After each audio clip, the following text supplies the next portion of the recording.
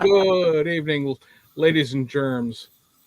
Before we go too far into this, let me actually check you. Yeah, it looks like we are. All right, cool. For some reason, last week we didn't get on Mr. Tester's broadcast there, so I want to make sure that we're actually broadcasting to you as well. So, everybody, welcome to episode 10 of the Automotive Podcast where you don't have to build cars, but it sure does help. Tonight we're one man down with Sean being attending some family gathering out in California. But we do have with us Mr. Steve Perry, a Detroit area builder, who's going to be our special guest tonight. We're going to talk about all of his exceptional work, some IPMS Nationals winning items there.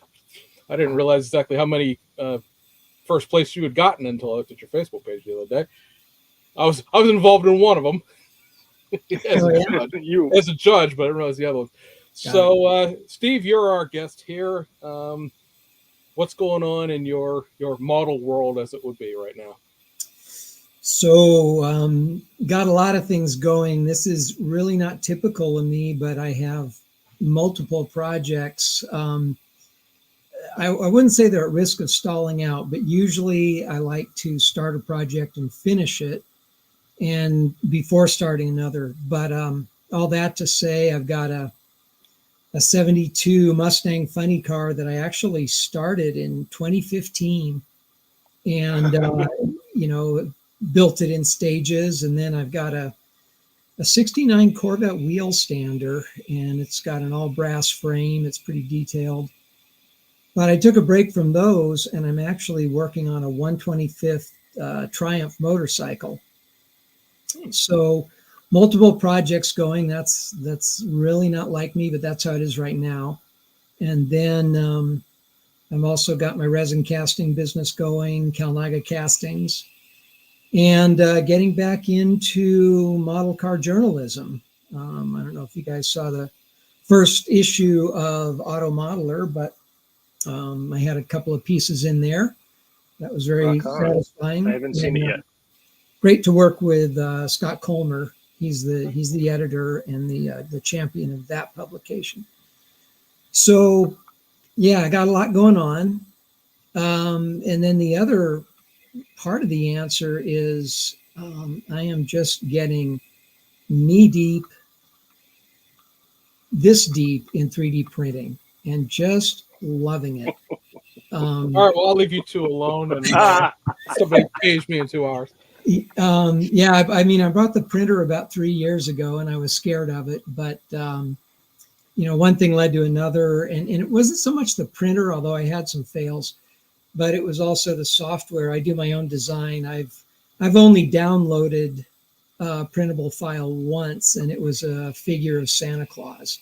But and I printed him in two different sizes. I made it like a 5'2" Santa Claus and a 6' Santa Claus. But anyways, so wait a minute, you must be talking about an FDM, because nobody resin prints that. Like not the liquid, but the little spools. No, I do liquid. I mean, 1/25th scale. He was all 75 millimeters. Okay. You said but 6 if foot. you scaled them out, there were two of them. One was a biggish dude, and the other not so much. More of a jolly old Saint Nick. Anyways, but typically I'm doing my own CAD design, and I am just having a blast. I love it. I retired from an automotive company about 2 years ago. I was never a CAD jockey. I was in engineering and project management, but I was not a CAD designer. And now I am a CAD jockey doing my 3D printing, and I am just having a blast. Just love it. I'll work late into the night and then finally go to bed, and the prints are running, and then I know, well, it's 5 a.m. The print should be ready. So I jump up, and so it's so bad. Sometimes I even check my prints before I make coffee. I mean, I'm pretty motivated. So that's what's going on. Life is good. Really enjoying it.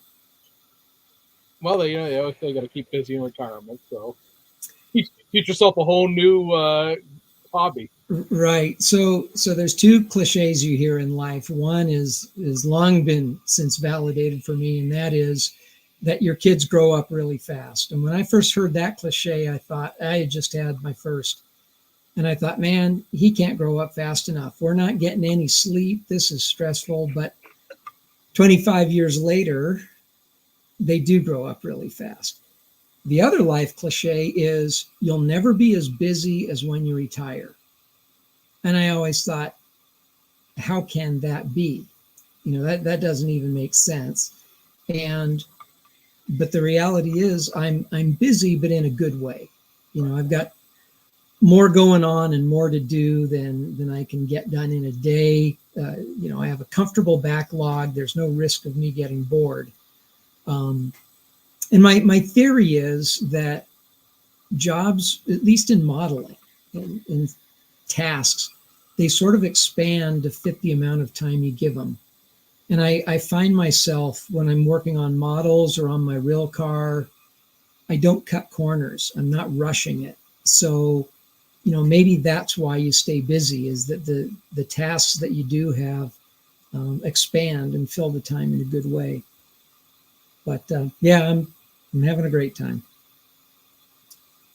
Doing some traveling. I went to the IPMS Nationals in Madison, Indiana. That was great.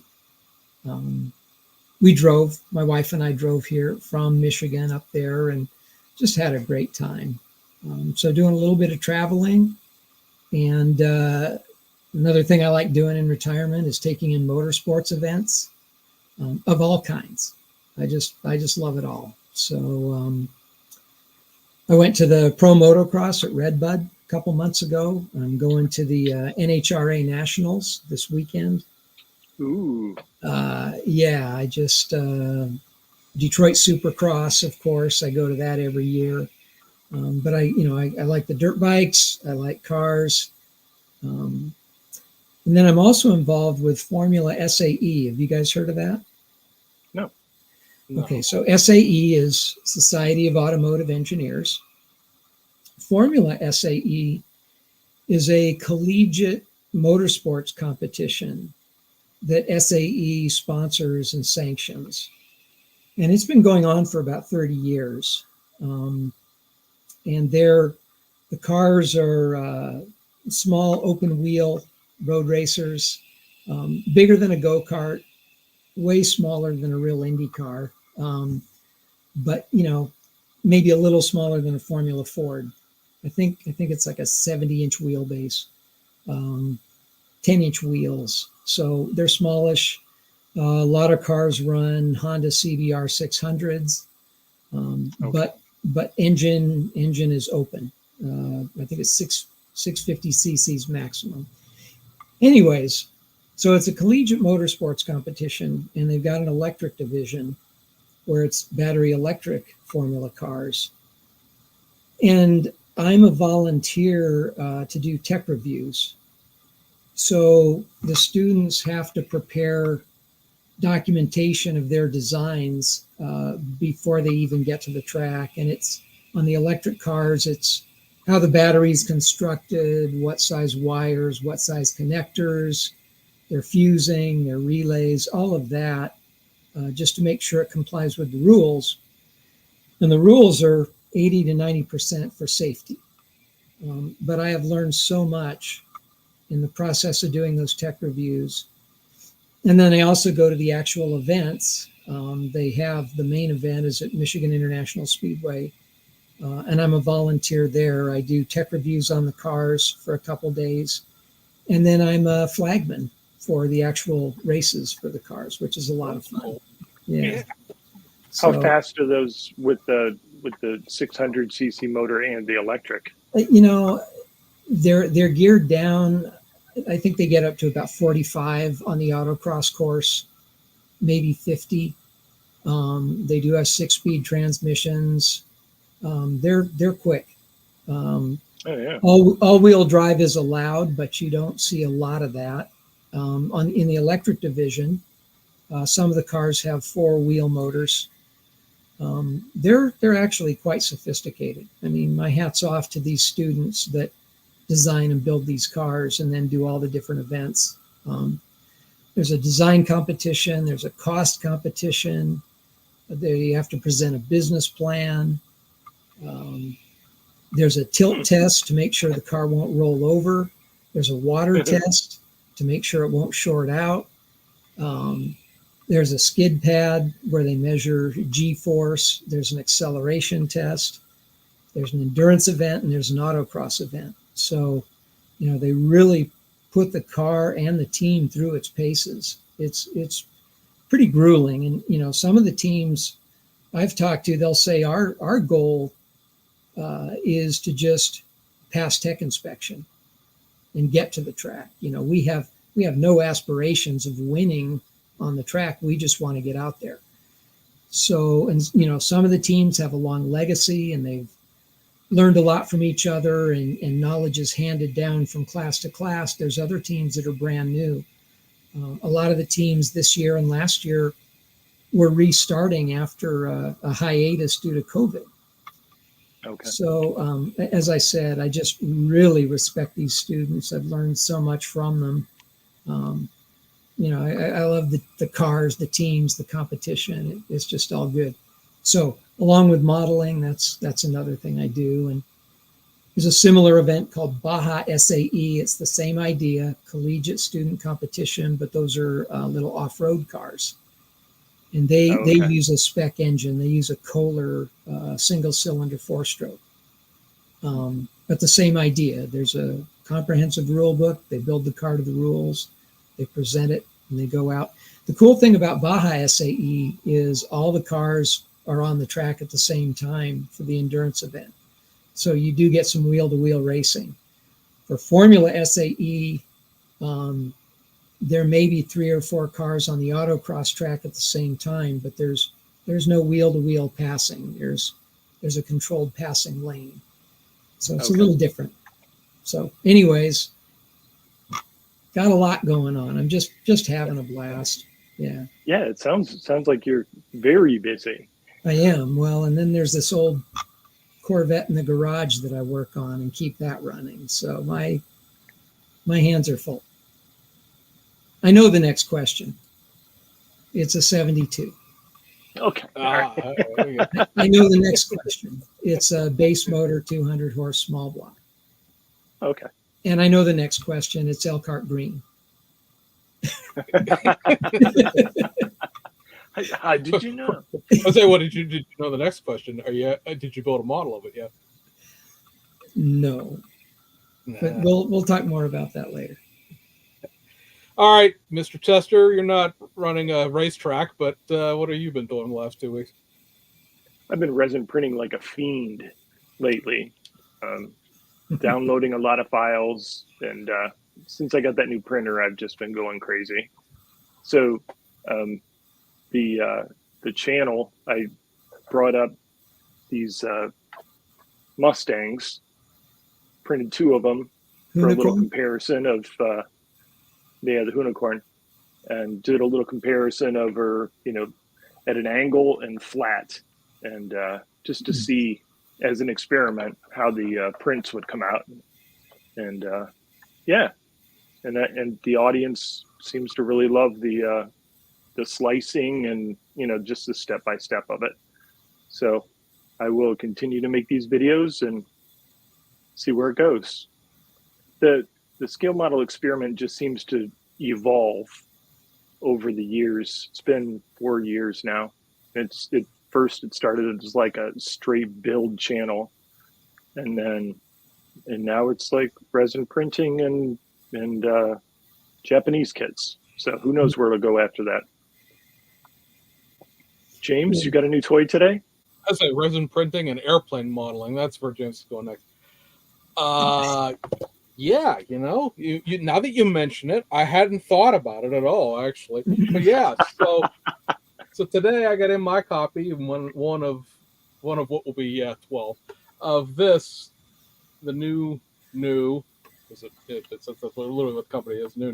The new Porsche 911 RSR. This kit is I don't know, a year since they said it was going to come out, and then a year since they showed the test shots, and then a year since they showed the CAD, and yeah, it's like 4 years out of date at this point. Well, it's more than 4 years out of date, but finally, this came out. I got the upgrade set with it, which, as I was telling Mr. Tester and Mr. Parrott earlier, comes with 4 sheets of carbon fiber in it. Wow. Yes. So you're carbon fibering basically the whole bottom of the car and the whole interior of the car and a little bit of the outside. And there's a whole separate instruction sheet for that goodness. And yeah, so that's where my focus is distracted to right now.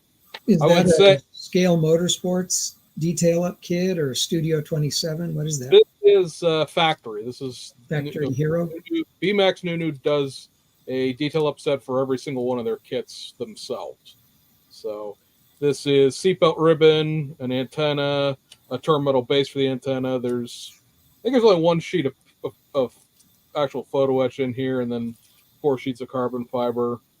I don't think there's any extra decals. Usually, they make a few 80s kits, which were tobacco sponsored, and of course, can't have that in auto kits. So those decals are always in the detail upset, and sometimes like Saybelt logos will be in here because I guess Saybelt's real picky about their licensing. And yeah, I think I know what I'm going to do with it. I was telling James earlier, I said I'd say that I was going to one-arm the bench off, but that would mean that I was actually working on something of import that anyone would notice that I've stopped building. So yeah. What about the LFA, James? The LFA and everything else, it's all just... I have ADD, basically. I don't really, but it's just modeling ADHD, basically, and it's very amusing.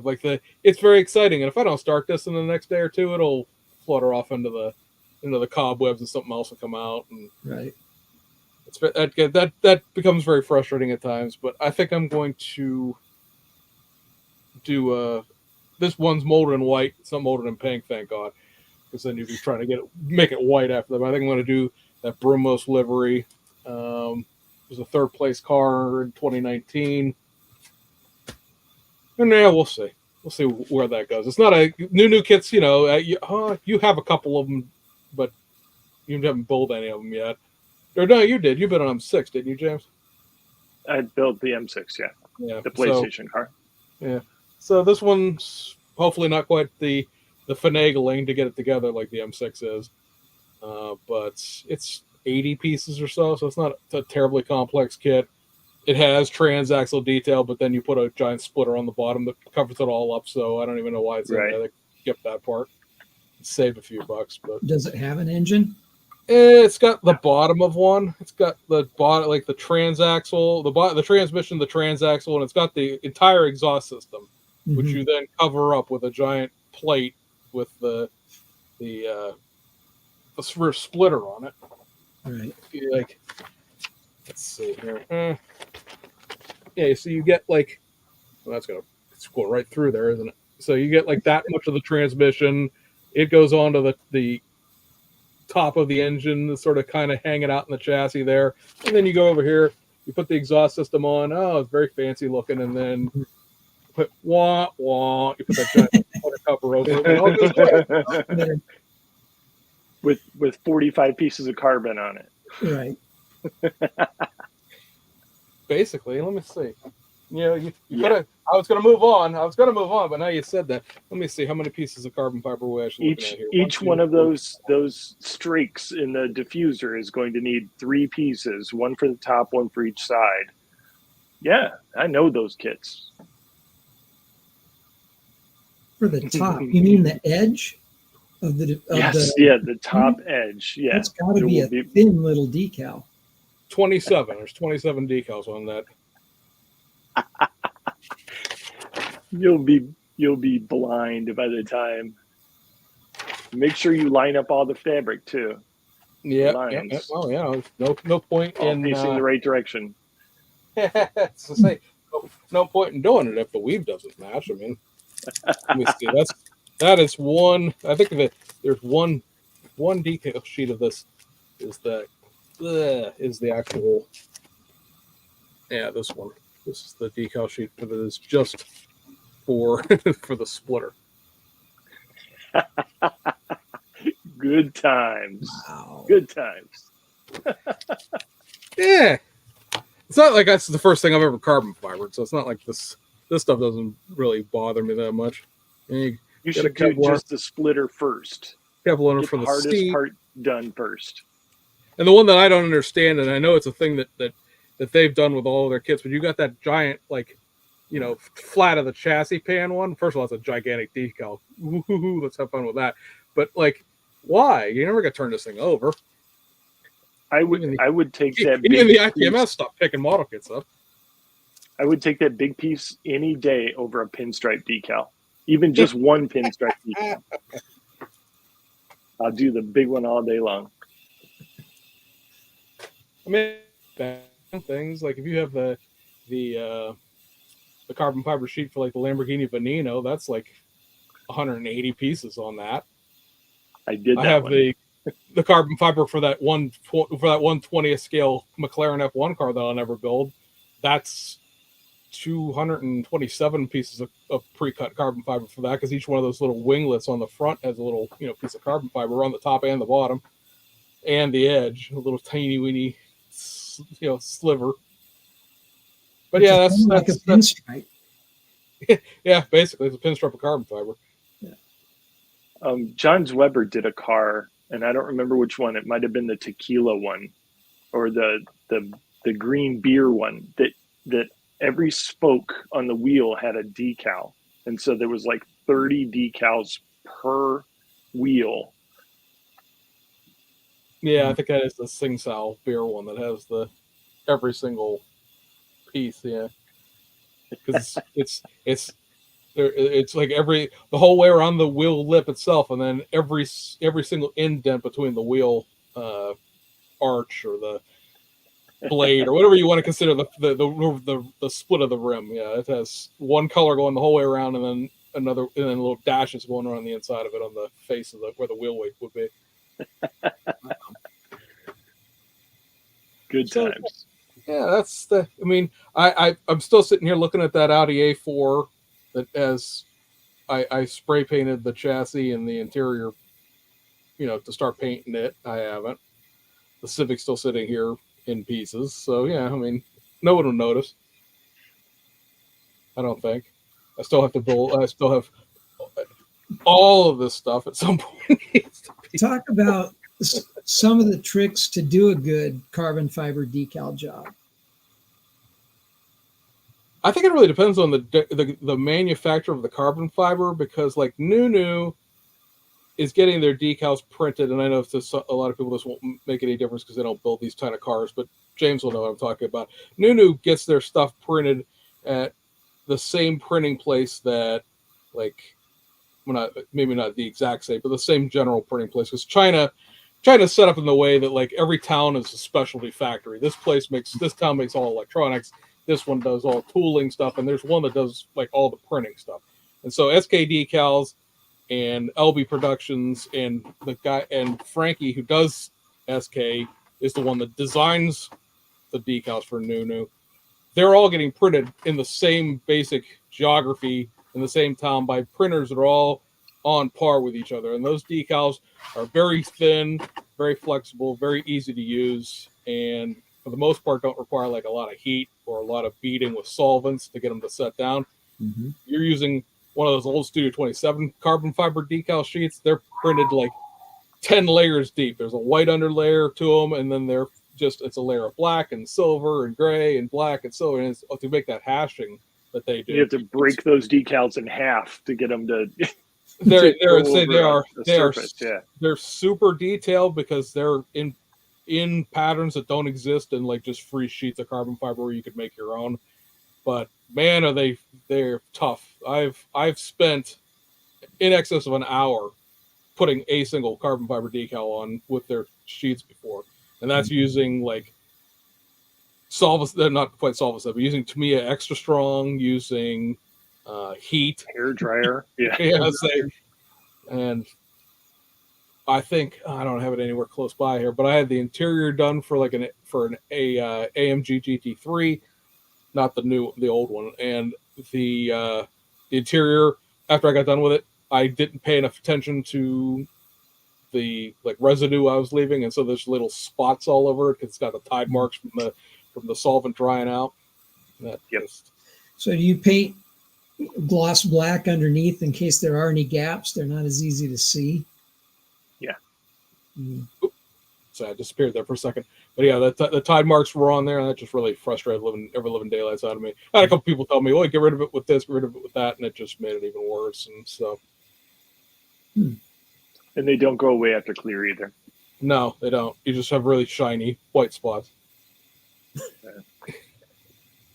Wow. So there's some chatter in the comments about brands of printers. What brand printer do you have, Steve? It's an Anycubic Photon Mono X.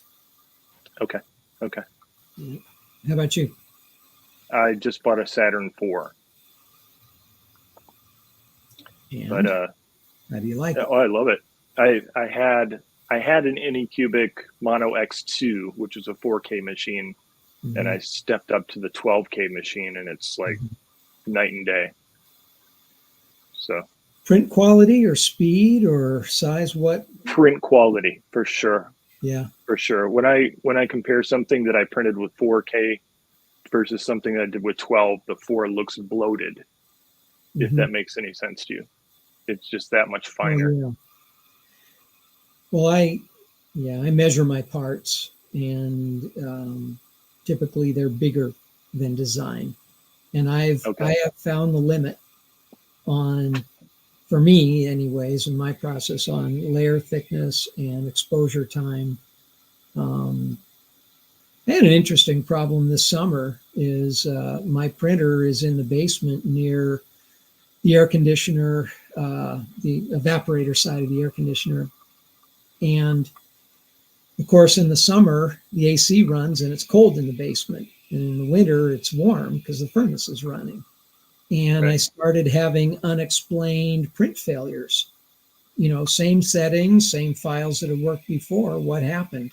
And I realized it's too cold down here. So I moved the printer upstairs. The top of the house is warmer, and no more failures on the prints.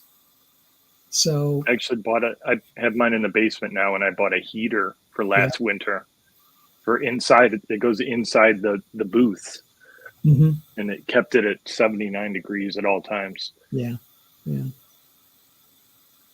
So that makes a difference. What layer thickness do you print at typically? For the Mustangs, I did it. The Mustangs, I did it at 0.035. Yeah. But if I have something tiny, like a windshield wiper or something, I'll do that at 0.02, and it just goes on forever just to print just a little piece. But right. Sleeping anyway, so it doesn't matter. 02. What's your exposure time with the new machine? 2 seconds. Okay. 2 second exposure time. Yeah. I found that print quality was strongly related to exposure time. Right? The longer you expose, that's when you get the bloating that you were talking about. And I had designed some tires, motorcycle tires with a tread in them. And at 1.75 seconds, the tread was almost filled in. At 1.4, you could see the tread. At 1.2, the print failed.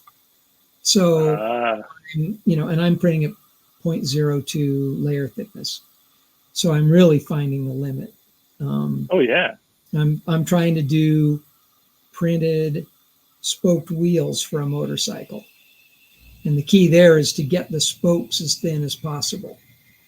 And a typical kit in 1/25th scale, typical kit wheel is about 22 thousandths, actual size of the model part, 22 thousandths of an inch in diameter, maybe 25, which is 5/8 of an inch in scale. That's a really big spoke. That's like a 32 Ford wheel. I mean, so I'm trying to go as small as possible. And I found the limit. I had not printing failures, but just wonky printing at 16 thousandths, but at 18 thousandths diameter, it comes out okay. And in fact, they don't break, they don't fall apart or misprint, but they kind of bow.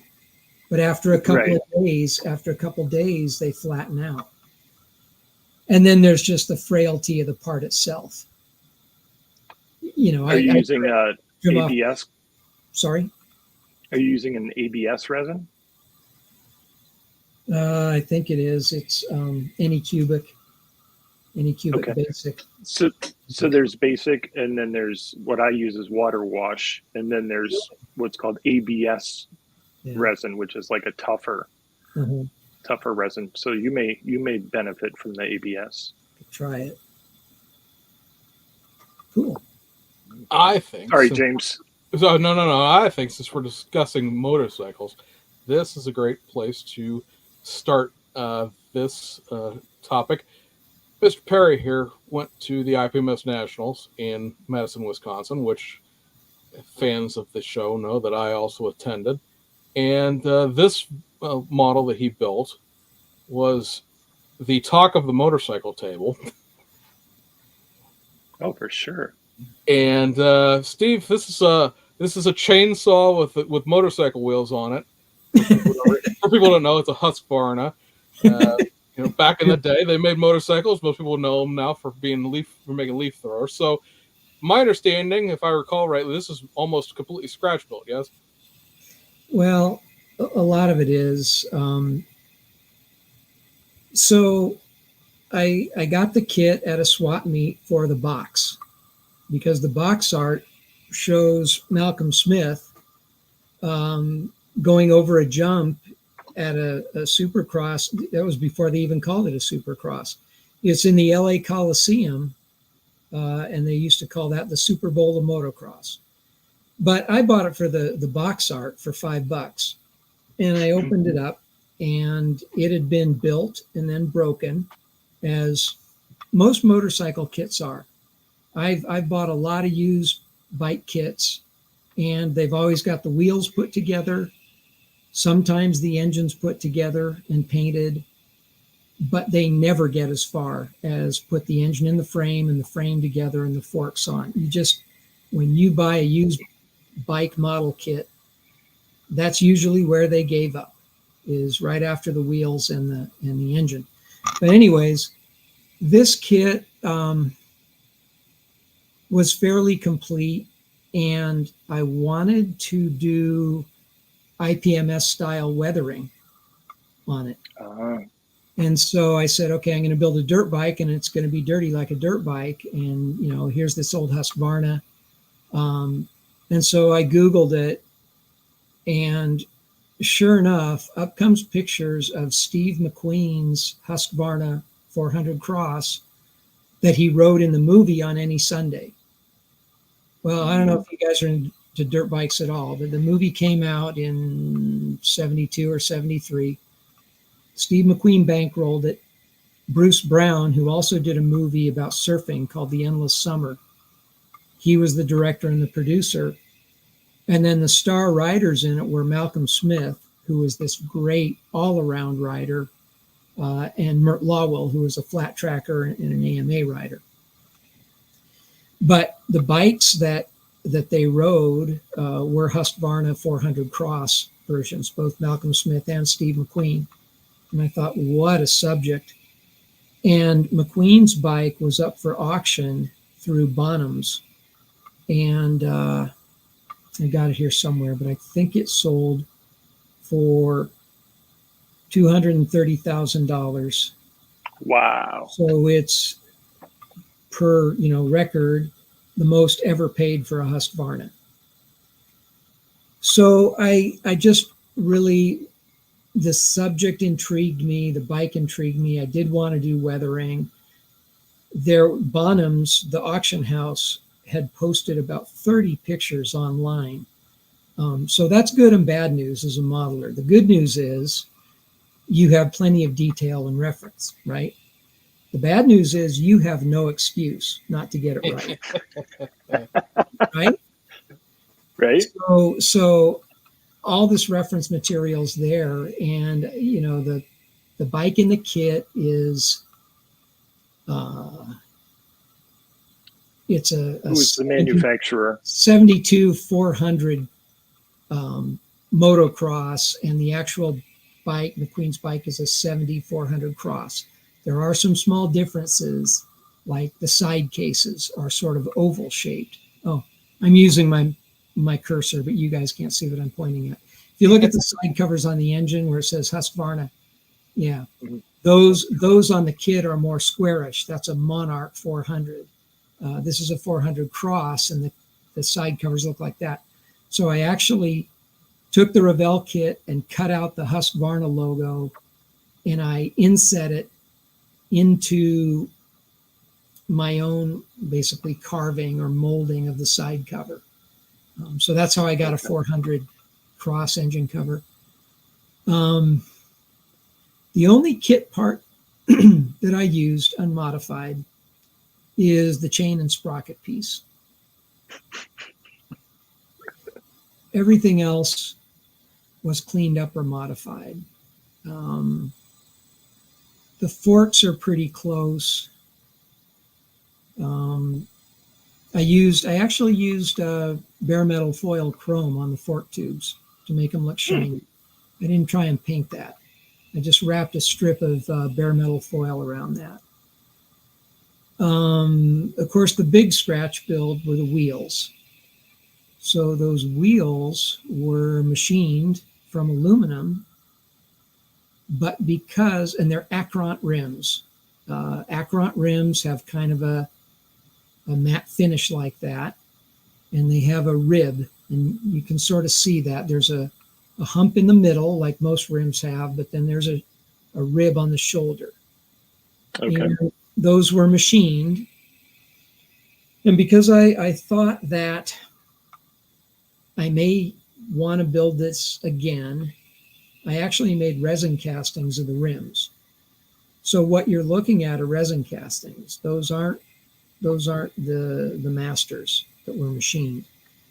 I took the kit hubs and drilled out the spoke holes, and then I laced. That is, of course you did. 12 thousandths aluminum wire, and then I used 32 thousandths brass tube for the spoke nipples. I'm looking at this picture that you're showing right now, James, and that's supposed to be a rim lock sticking through the rim. It's terrible. That doesn't look anything like a rim lock. That's what it's supposed to be. Another cool thing, if you want to pull back, is Husqvarna's came with gray cables. McQueen's bike was pretty new at the time, so the cables hadn't been replaced, and stock Husqvarna cables are gray. And then up at the top by the handlebars, there's a little oil filler fitting. That's what those gray things are. And so I found beading wire in gray that was the correct diameter, and then I put little chunks of styrene plastic to be the oil fittings. The handlebars are brass rod. So typical bike handlebars are 7/8 of an inch.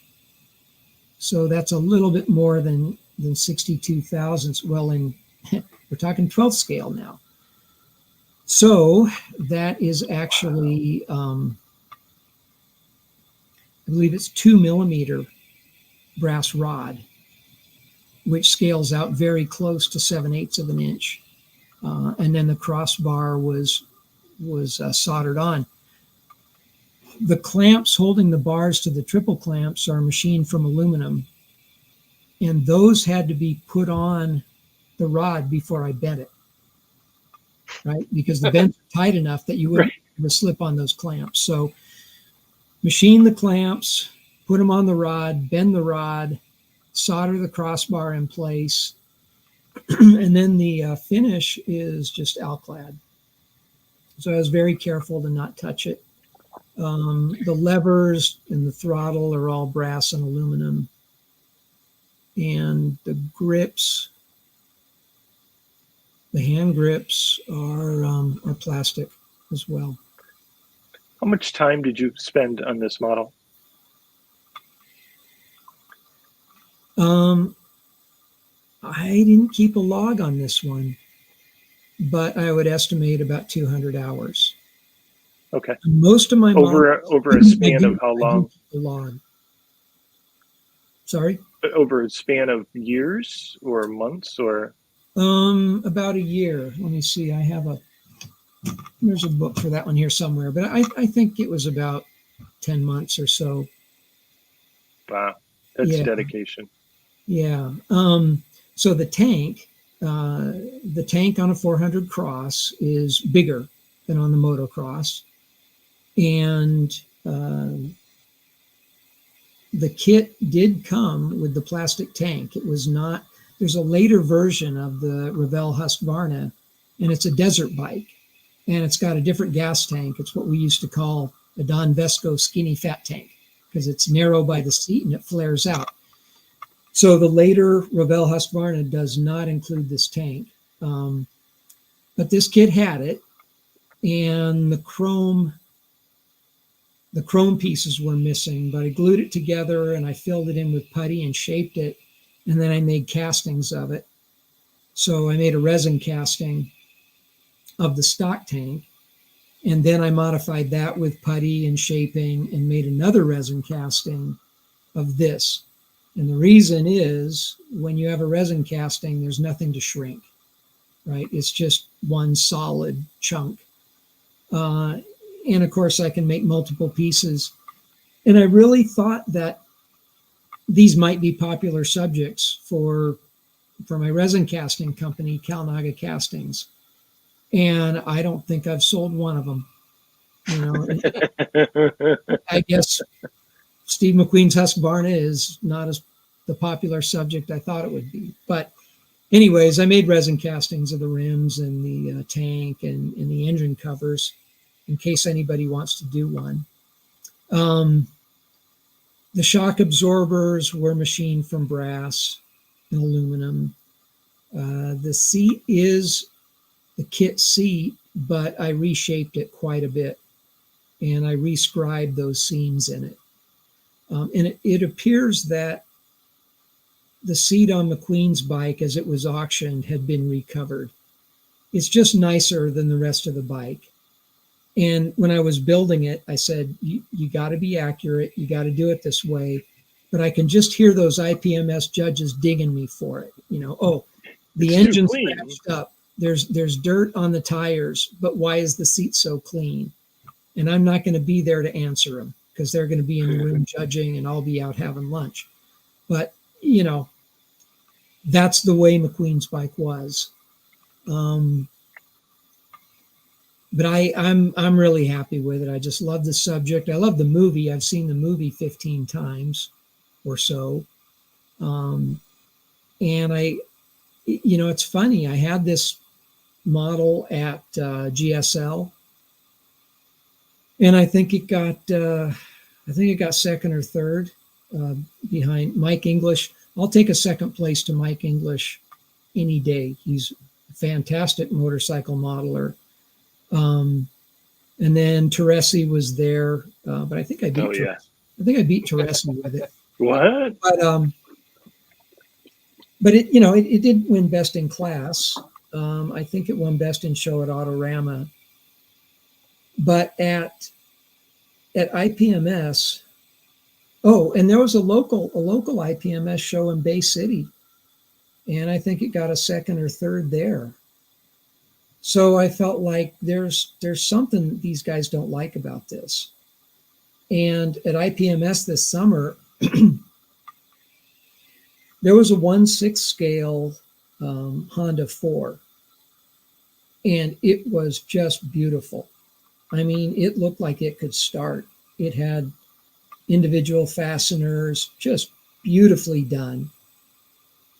And from what I know about IPMS, I thought, yeah, this is what's going to get first. And my dirt bike, who knows? It's just a crapshoot. So honestly, I was really surprised. And that dirt bike model is not perfect. Those laced wheels, they rotate, they actually turn because I like building models with wheels that turn.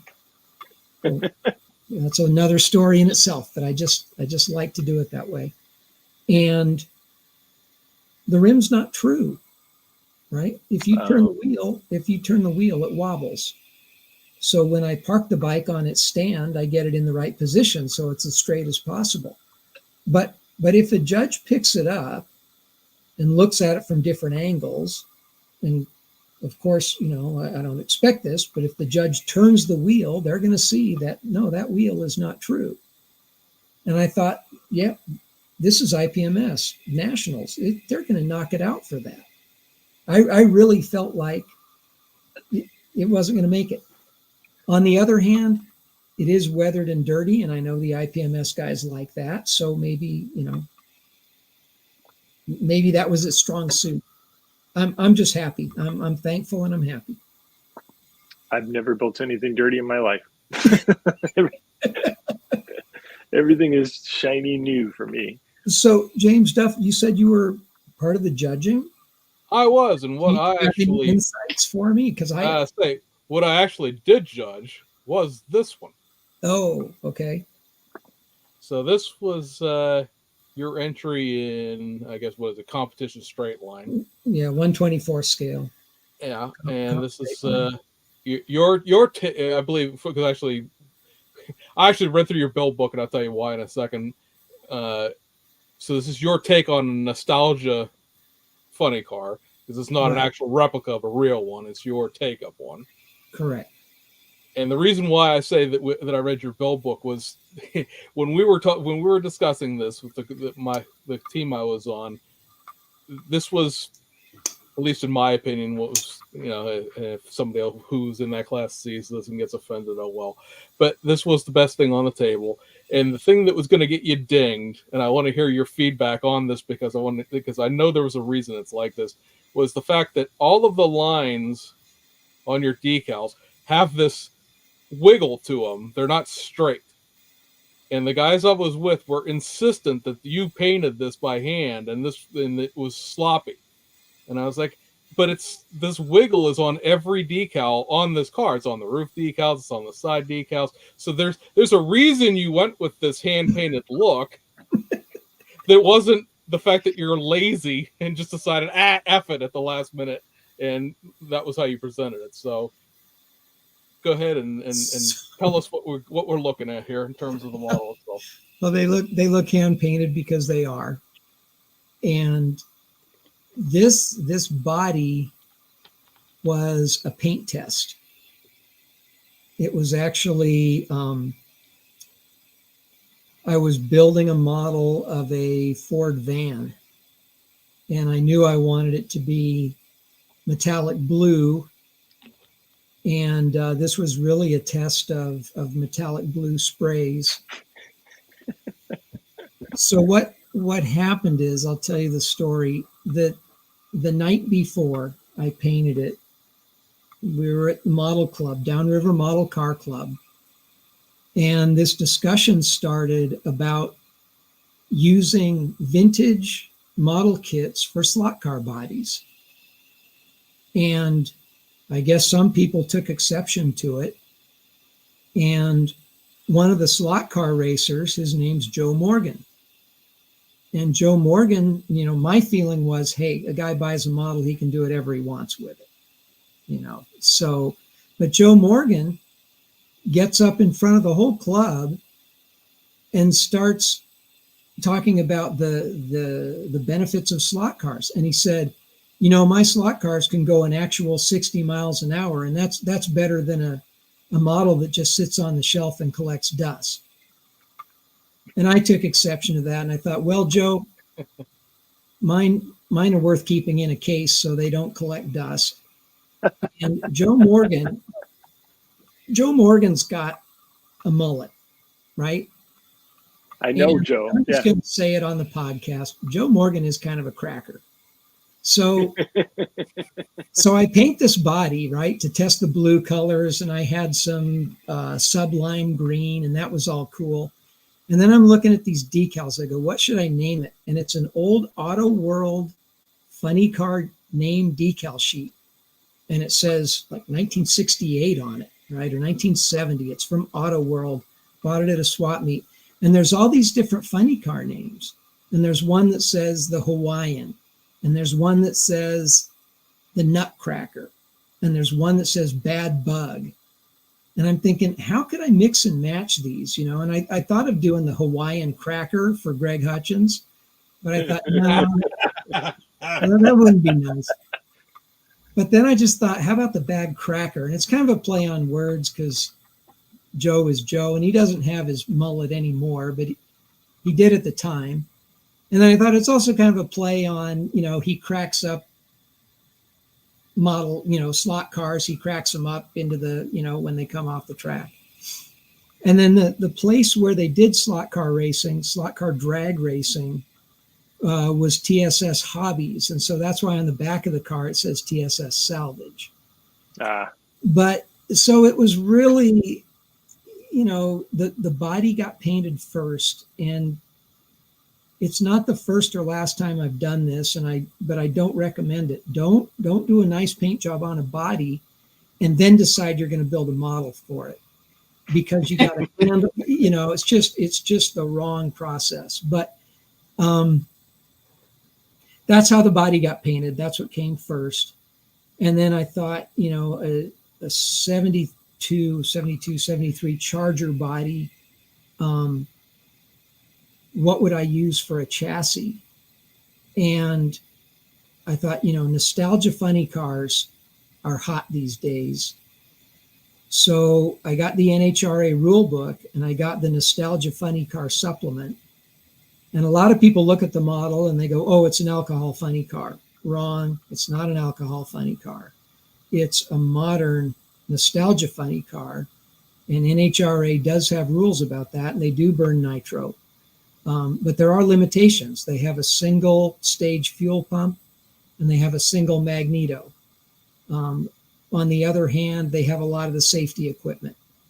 And again, kind of, you know, back to my love of rules and rule books and understanding, you know, the car looks like this because of the rules, and the rules are predominantly about safety and then also fair competition.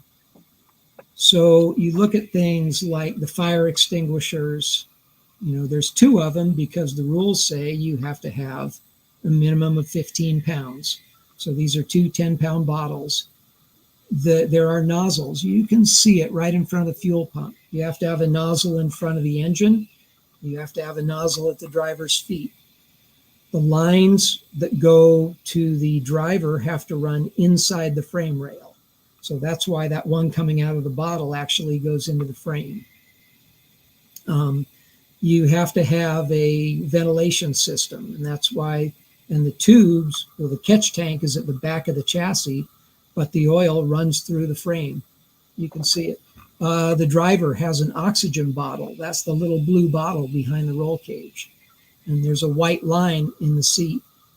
Modern cars, they're not air shifters. They're actually CO2. That's why the bottle's green, because it's CO2. Now, the rules state you have to have a pressure gauge on the bottle. So there's a pressure gauge there. So a lot of this stuff is just because that's what the rules say. And you have to have a guard around the blower belt. And Detail Master sells a nice photo etch guard. So I use that. So really, it's for the rules. You do have to have front brakes. A lot of guys build funny car models without front brakes. Those are photo etch rotors, and then I scratch built the calipers for them. And the brake lines have to be covered in a fireproof material. So that's why it's kind of a light yellow to look like Nomex. So, you know, just looking at the rules informs so much about the details of the build. So I apologize for the hand-painted red striping. At least it's consistently wiggly. I appreciate the self-advertising too. So you betcha. So that's the story. The funny thing is, So I used this body for a paint test because I bought it at a swap meet for $5 or $10, and the guy sold it to me cheap because it's warped. That's why you can barely see it. But if you look at the back window, it's blanked out. And a lot of funny cars did have a solid back window. It's just fiberglass. Well, the reason that I did it that way, I didn't put in a clear window, was because after the body was painted and the chassis was done, and to the best of my ability, that the body was lined up with the chassis and the stripes are correct on the body, the stripes didn't line up with the roll cage. Mhm. It was, I had made the interior sheet metal to put the chassis on center to the bottom edges of the body. But one of the bottom edges is warped under. So the bottom edges are offset. But all the sheet metal, all the interior sheet metal was scratch built and finished. So that wasn't going to change. So the chassis is actually offset in the body to one side, and the roll cage didn't line up with the stripes. So I put solid back windows in it so you can't see that. And I cheated a little bit. I offset the tires to one side, so it compensates a little bit. But I go back to IPMS and perfect models. Can I tell the story about judging?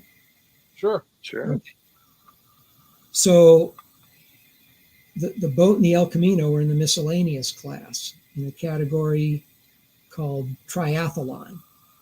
And it's for 3 models from 3 different categories together. And I really wanted to display them together. And this was really the only class where I could do that. You know, it would have been interesting to see how the boat did in the sailing ships class. I think the El Camino could have stood its own in the street machine class. And the figure, the little guy, I call him the beach dude, he's my 3rd entry in triathlon. There are some really, really good figure modelers in IPMS, and I'm not one of them. But I did this guy to go with the boat, really to show the scale of the boat, because a lot of people aren't familiar with a 19-foot beach catamaran. So if I have a guy next to it, it immediately gives people a feel for, you know, how big is the boat, how tall is that mast.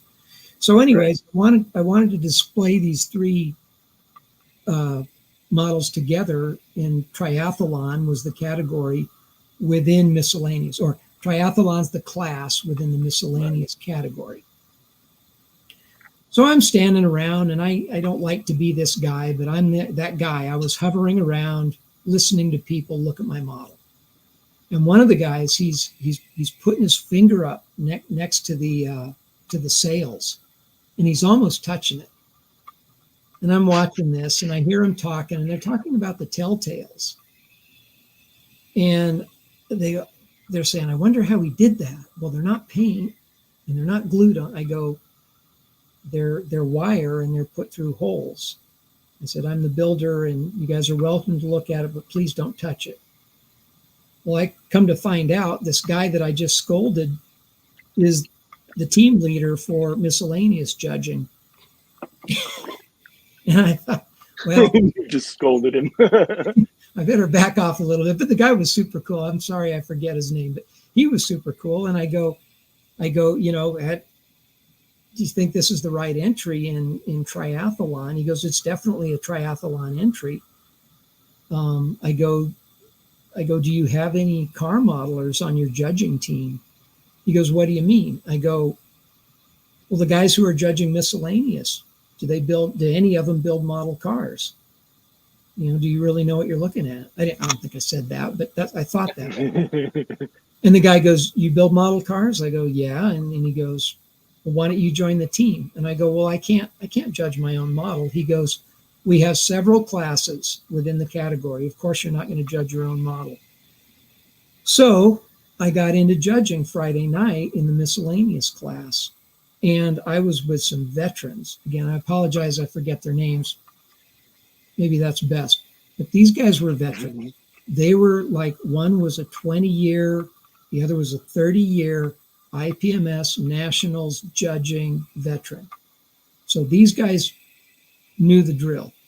And, I'm not going to say I shut up. I gave my input, but I did a lot more listening than talking. And I was not going to try and change the way things are done at IPMS. I was there to learn. So there's this category called collections, and it's for 5 or more of a related subject. Yep. And there was this entry of Gulf War aircraft, and these were, I think they were 172 scale, so they were big, and they were good IPMS builds, just nice weathered paint on the aircraft, lots of detail, markings that looked like paint, everything. I'm looking at this, I go, wow, this is super cool. And these judges go, nope, it's not. Let's move on. So I said, well, wait a minute, guys, this is really nice work. What's wrong? And they go, well, look at this airplane. And there's one of these aircraft, I forget which one. It's got 3 bombs under each wing. And under one of the wings, one of the bombs isn't lined up. It's not straight. And they go, nope, that's going to knock it out. And I go, wait, you guys, you're for that? And they said they saw a seam in one of the wings of one of the models. I said, you guys, you're going to throw away this whole body of work for that? One bomb's out of alignment and you can see a little 1/4 inch, slit on this wing. And the guy looks me straight in the eye and he goes, it's all about the basics. Ooh. And yeah, they had a judges meeting, and they said that in the judges meeting, it's about the basics first. And I get that. I'm all about build quality. But I thought, okay, basics, but we're talking perfection in the basics. And that is how these guys were looking at models. And so I went back to the hotel that night. I went, well, I'm screwed. I'm not bringing anything home. I don't build perfect models. My Husqvarna, that's not perfect. The funny car, I can tell you where the bodies are buried. I just told you the body doesn't even work with the chassis. I'll show you something else if you want to pull up that picture. So the funny car has a working body latch, which I think is really cool. It's made of brass and I've got all the underbody structure. They call it the bird cage, but there's all this underbody structure. And then you can barely see it in the corner, but there's a latch on the front of the body. You pull that out and it undoes the latch to let go of the chassis at the front. Look just in front of the gas tank, right? See that bar, the front chassis bar, see that white spot?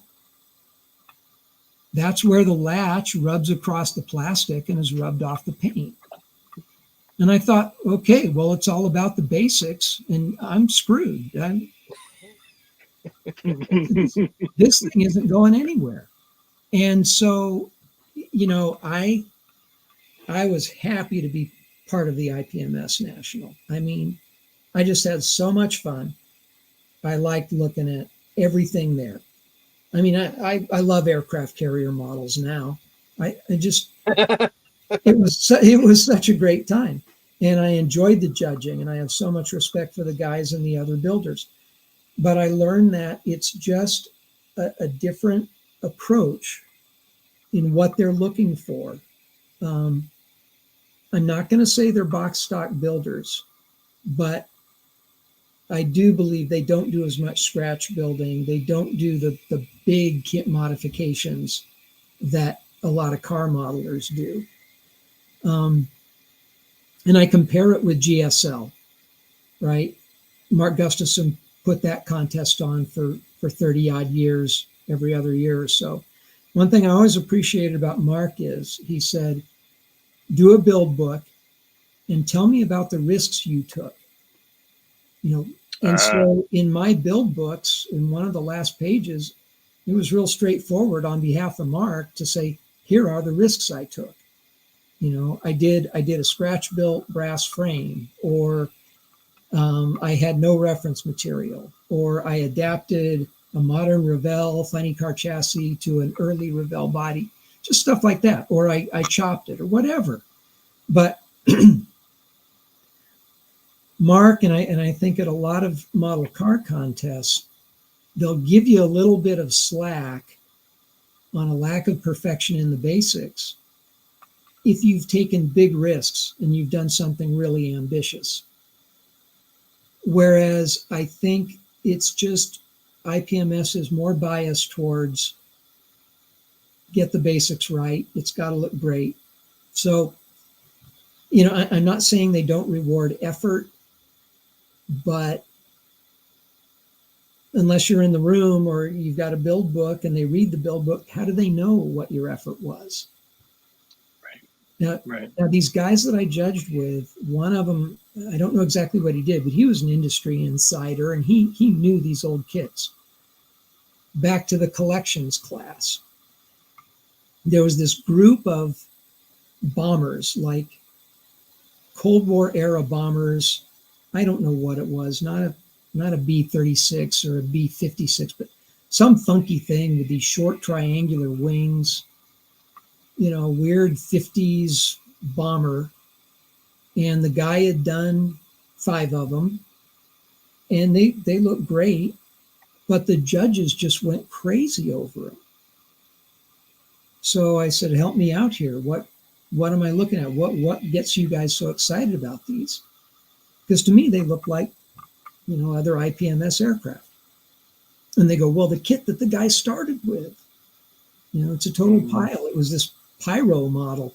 And the guy, to his credit, the builder, had pieces from the pyro kit in his display to show what he started with. But these judges were knowledgeable enough to know that the models were built from this very difficult kit.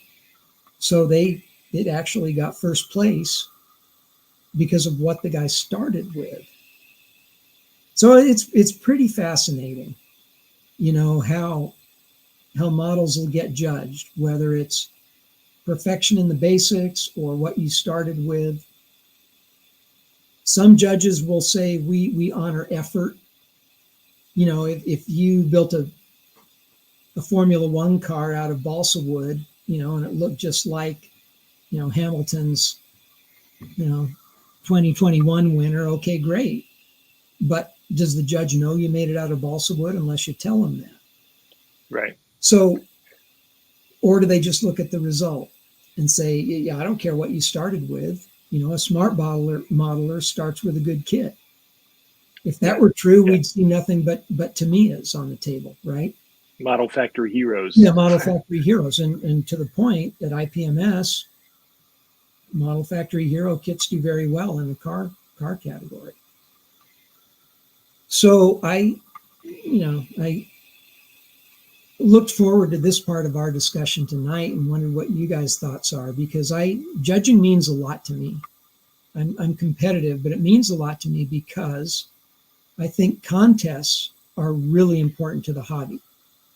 I don't think we would be at the state of the art we are right now if it weren't for contests in car modeling. It makes everyone better. It's why I want to do contests. It makes me a better modeler. And good judging makes for good contests. Right? Yeah, I hate competition. It makes me the biggest jerk in the whole place, because I'll walk in and I'll say, mine's better than that. It's better than that. It's better than that. And then, when I walk away with nothing, then I'm like, oh, this is crap. Yeah. Well, like I said, I was planning on going home with nothing, and I just be up front. I came home with 5 first place medals. Wow. I was not expecting that. Thank you. I really wasn't. In fact, I'm pretty good friends with Tim Boyd, and Tim stopped contest modeling a long time ago, and he was a competitive modeler, and he was a competitive modeler when it was in the golden age, mainstream, 1,000 models on the table at Autorama. and the MPC regionals and then the MPC nationals. So Tim was a competitive modeler, and he stopped. One of the reasons he gave was politics. Another was that he wanted to focus on journalism, which is great. So anyways, I'm talking to Tim, and I go, Tim, I think maybe it's time for me to give up contest modeling like you and just build for fun and write articles. And Tim goes, no, you're not there yet. So, which was kind of a compliment in an offhanded way. Tim says, nope, you keep doing contests. Just keep building the way you're building. But I just think it's so important to the hobby. Judging is important to the contests. And, I wish we all thought about it a little more. I recommend, if you get a chance to volunteer judge, do it. Listen, be teachable, but speak up if you have input. And be consistent and know why you're going to award what you do to who you do or for what models. I belong to the Downriver Model Car Club, and we have a theme night every month where in the center of the room, there's a table, you put out a model that meets a certain theme, like, I don't know, movie cars or Fords or drag racers, whatever, there's a theme. 4 months out of the year, I sponsor a little contest, Calnaga Castings model contest, and I'm the lead judge, and I always get a guest judge. And it has been so humbling to try and judge model cars because they all have strengths and weaknesses.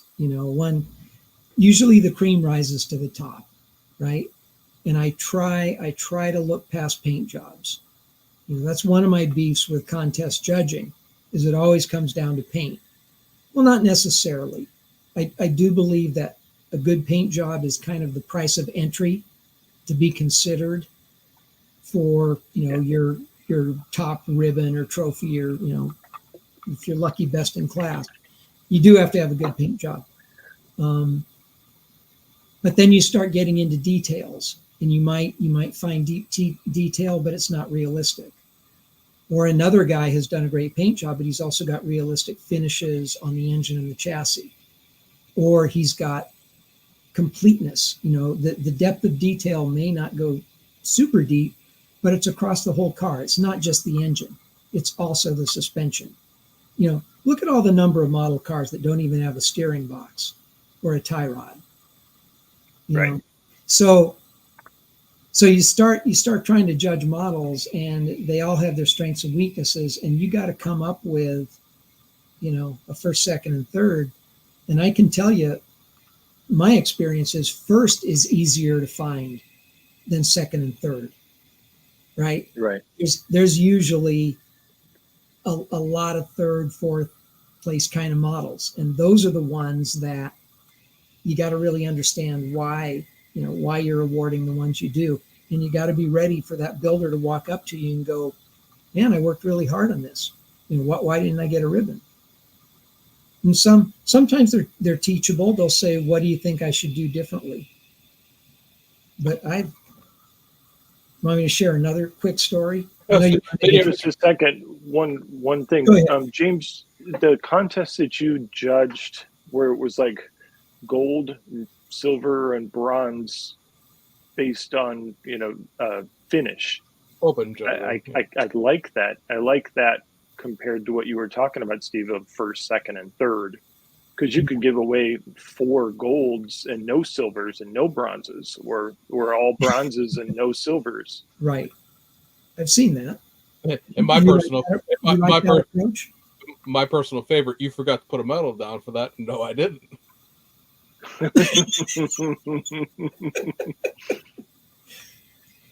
So this is many years ago at GSL. You guys know what GSL is, right? Right. Okay. Mm-hmm. This is many years ago. It was the first time I went, and nobody there really knew me, and I didn't know Gustafson that well, but they have this town hall meeting on Friday night, and they float this idea of what if we don't give first, second, and third places, but we'll do a gold, silver, and bronze like they do at IPMS? Kind of a quality award. I don't know what you want to call it, but like you said, James, there could be 3 gold medals. So they float this idea to the group, and they go, anyone have any comments? And guys are commenting. And I stood up and I said, right, this is out in Salt Lake City. I go, hey, I didn't fly out here from Detroit and spend $1,000 on a hotel room to get a participants award. I came here to compete. So I want there to be a first, second, and third. And then I thought, am I being a jerk for saying that? I mean, maybe it's the way I said it, but it was just true. So later I'm in the contest, and Gustafson always used to sit on the side of the room in a chair, right? Kind of holding court. And I'm looking at models and I hear this, Perry, come here. And it's Gustafson. He goes, come here, man. He goes, Perry, you are a great builder and you have got the fire in your belly. I love that about you. Mark, I just like doing contests, So anyways. I'll say the open system comes from the figure painting world. That's MMSI in Chicago and the other shows that are of that nature started with that. And then some IPMS local chapters have adopted it. We use it for our IPMS contest. But certainly, I think you probably have to shuffle an entire, cruise ship full of old people out of IPMS before they'd ever do that with the national contest, because it does have the reputation of a participation trophy. I am the head automotive judge at Pittsburgh Three Rivers IPMS, and Really? I will tell you that there are people that participate who, again, you forgot to put something down. No, I didn't.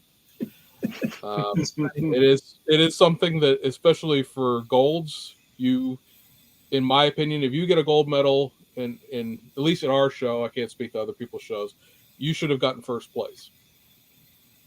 If you got a gold, that should be a first place medal. I'm not giving it out because I feel good. I've said to a number of the people who judge with me, I go home happy. That's all that matters. I don't care if you're happy or not, because I judge with the integrity of you earned that gold medal. Mm-hmm. It's not a situation of you showed up and hey, I like you, here, have a gold medal. So yeah, I mean, it's within the way we organize system. We figure, and we're one of the first contests in the area around here. Really, BlizzCon, which is the Columbus IPMS shows in February, and then we're in March, right. And then after that, when you're going to get Buckeye Scale Classic, and you start flowing into the spring contest season. Mm-hmm. And so we usually have a pretty good car turnout. Usually you have 100 plus cars on the table for a small local show, which is almost what the fall automotive contest will bring in. And we should be giving out no more than 10% of that total in golds. Mm-hmm. So they really, because we don't run we run classes, but not categories, right? So there's planes, boats, tanks, miscellaneous. We have sci-fi and Gundam now, and there's automotive. And that's it. That's it. It's one big blanket. You put stuff on the table, and because you're not going, well, what's the best race car, and what's the best, drag car, and what's the best this? It's all right. Judged against the IPMS rule book.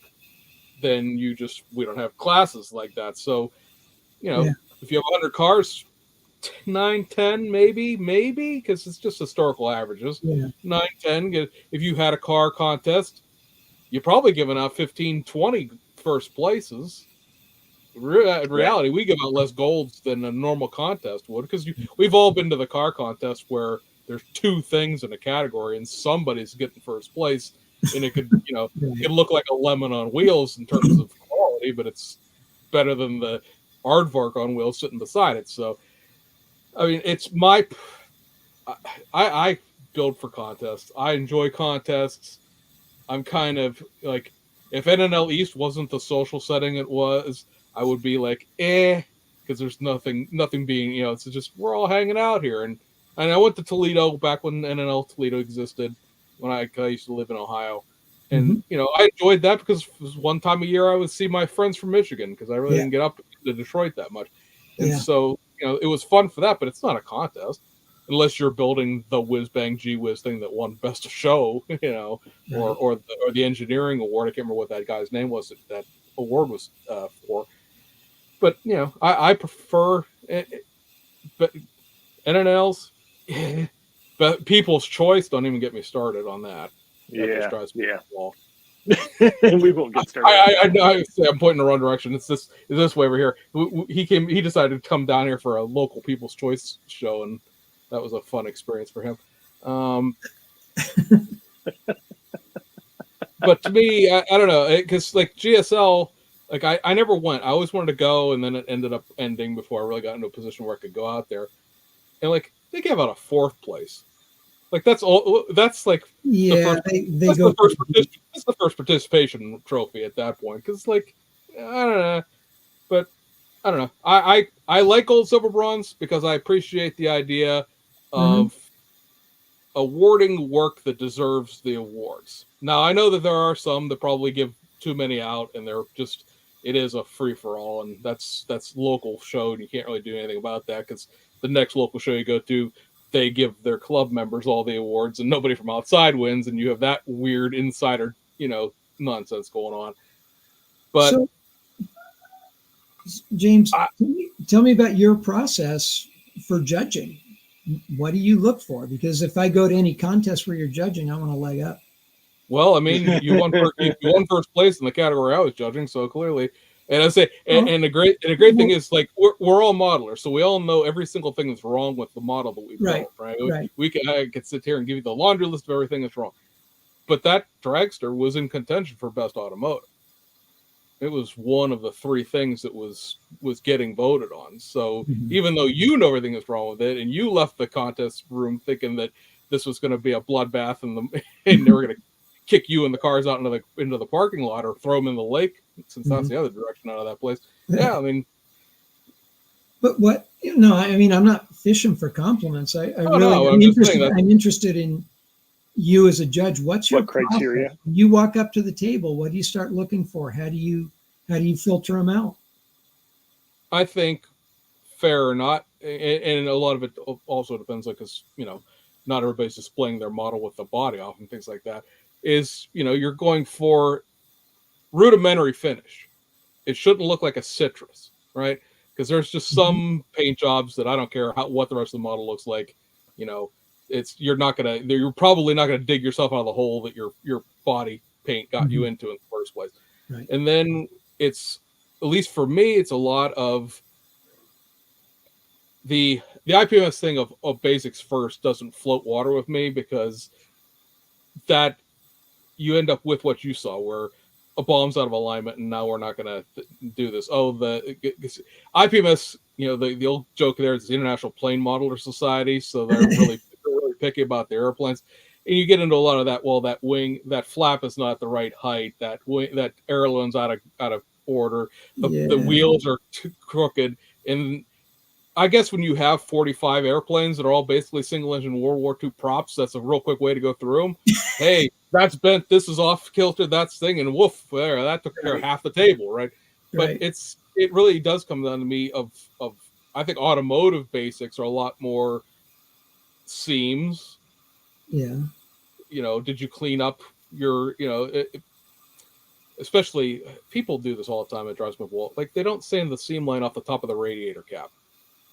Like, the radiator has a seam line going the whole way around. They say that everything off except the radiator cap has a line going down the middle of it. Why?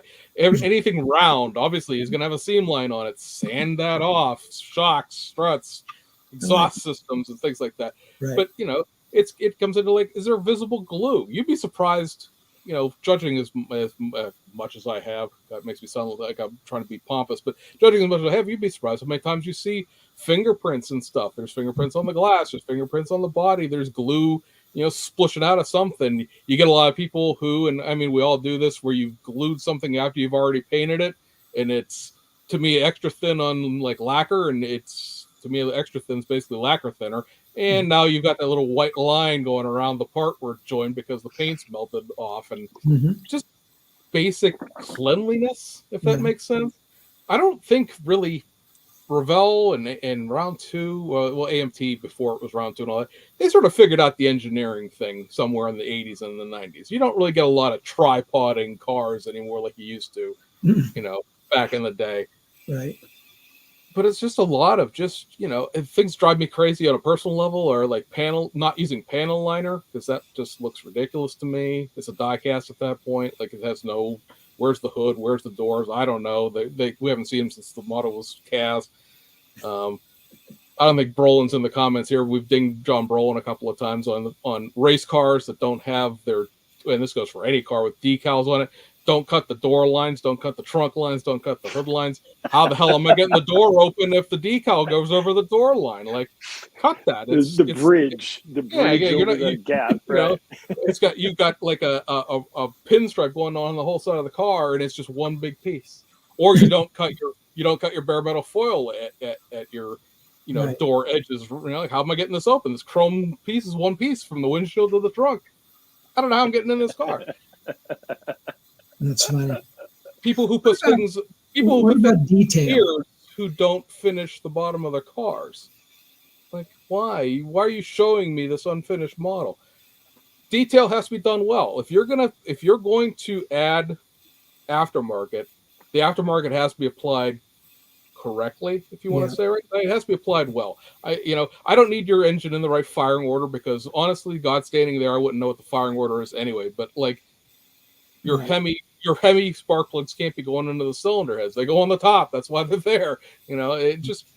I had a guy that I dinged a whole bunch of times because his battery cables were going into the side of the battery. Like they weren't on the top on the terminals. They just were drilled into the battery, the fender wells, and all over the place. Like, you tried to add detail, but that was such a fail of detail. You shouldn't have done it. You should have just left that off. It would have looked better off alone.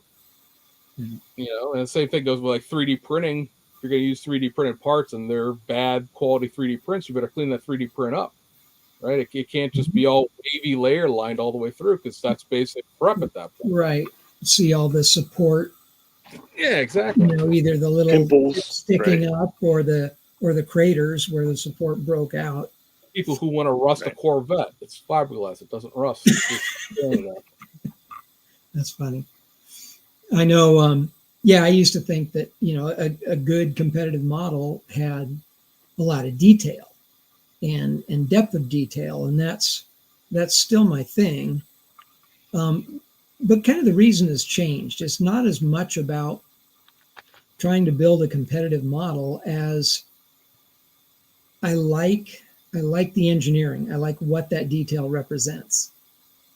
And if the rule book said it needs to be there, that's why it's there. Or, I finished a career of 40 years in engineering. 30 of that was automotive, 20 of those with an OEM. And, I saw a lot when it came to packaging and function and testing. And so when I'm doing an engine compartment, I really enjoy all that stuff that gets crammed in there and why is it there. And, the El Camino I did, that's an 87. But I think by modeling standards, that's a late model. And I wanted to get that, OEM look of just this engine compartment all full of stuff that a lot of hot rodders would just throw it in the trash can. But, real cars on the road don't look like that. They have a bunch of stuff. And so in my El Camino, there's cruise control, and there's a vacuum reservoir for the cruise control, and there's a vacuum reservoir for the air conditioning. And there's power steering hoses that you can barely see. I like that stuff. And like I said, I used to do it to be competitive, and I don't think it makes you that competitive anymore. I don't think judges are really looking for it, but I still do it because I like it and enjoy the engineering aspect of it. We had this past year at our show a gentleman who built the newer, well, it's half new because the body's new, that 72 Olds 442, the coupe that Revell came out with. And he had taken the detail, I guess, a model car garage, has the PE set for that from the convertibles. And what really impresses me is that guy applied the if anybody's seen that PE set, the 442s on that are separate. They're individual letters. Really?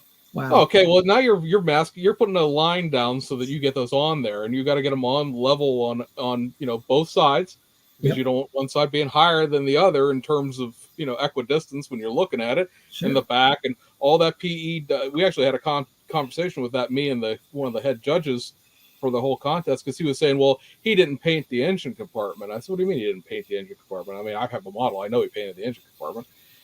He's like, no, that black's too uniform. That's plastic. I said, sir, that whole model is cast in white other than the chrome tree. That is paint. He's like, well, that paint looks like plastic. I'm like, that's the point, right? It's a realistic finish. That's something I'm looking for, because, well, we've all seen the brush painted X18, and then it's up being blotchy as heck. Right, how much reducer and retarder you put into that, it still comes out blotchy. But that's something that's a detail to that that's really going to stand out, is that has the exact right tone and sheen to it that it needs to have. And I've seen it done wrong so many times that when you see it done right, it's like, hey, some guy figured out how to. Yeah. Plus, I like seeing that tiny too. Little 442s. I like seeing that too, of different sheens and tones of black and gray in an interior, because there's no such thing as a semi-gloss black interior. Right. Go look inside your car. There's nothing semi-gloss black in there. Nothing shines. Right. But it's not flat either. It's somewhere in between semi-gloss and flat. Right. The same with the chassis, right? Chassis has all kinds of different shades on it, but a lot of model cars get painted. My little joke is various shades of flat black.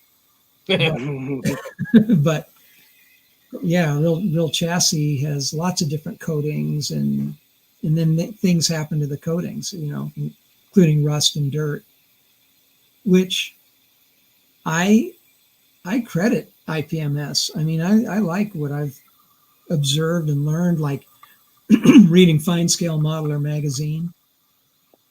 I respect the tanks and the weathered stuff. And, I may not want to make something muddy, but it inspires me to say, what would a car with 60,000 Southern California miles on it look like underneath? It wouldn't be rusted out, but it wouldn't be showroom fresh either. So what would it look like, and how am I going to achieve that? And that's, a lot of skill comes in. I'm not saying I have that skill yet, but the IPMS guys that do that realistic weathering, I think it's inspiring, and I'm trying to learn. Same thing with figures. I'm not a great figure modeler, but I do them because it improves my skills, and sometimes having a decent figure next to a model will enhance the model. But anyways, yeah. All right, Steve, we talked about two of your most recent models and your experience here at IPMS and in Wisconsin. We'll have to work on you for the rest of the year to get you down to Virginia. Well, it's not Virginia Beach; it's Hampton. You'll be on the wrong side of the river if you go to Virginia Beach. But get you down to Virginia for next year, or Fort Wayne for 2026. But at any rate, how did you get started in modeling? Where does your story start? Where's the origin? Yeah, where's the origin story? So this, is going to sound like a lot of guys. Started when I was young. I grew up in Southern California, and my dad was a World War II vet. He worked on B-17s and B-29s. My older brother, who's 6 years older, was a car guy, and they were just kind of my inspiration for mechanical things. So growing up in the 60s, modeling was very mainstream. You go into lots of different stores carried them, including drug stores and variety stores. So I just wanted to build models. And I think my first model was actually a Mitsubishi or a Zero, a World War II fighter. and I did a terrible job on it. But one of the first car models I can remember doing was the Monkey Mobile, and this is when the monkeys were on TV. Right. This is probably a first issue Monkey Mobile.